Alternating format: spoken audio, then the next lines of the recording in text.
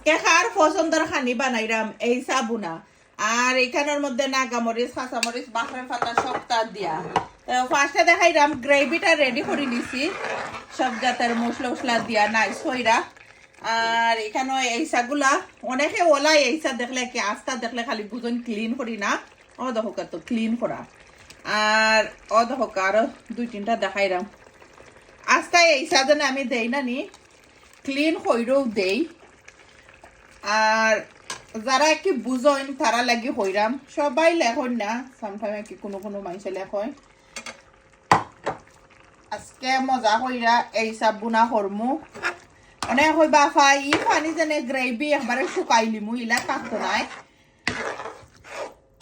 আর quick আর easy হইব কি নাগামরিচ কাঁচামরিচ পরিমাণ মতো দিলাম লাড়া দিলে তুরা হালকা বাহরার পাতা দিলাম বাকি গুছুন পরে দিমু 5-7 মিনিট পরে এইটা একবারে রেডি দিব পরে দিমু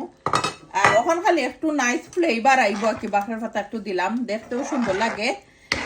আর একটা আস্তা রসুন হল আস্তা রসুন বলতে কেতা রসুন দেন আনি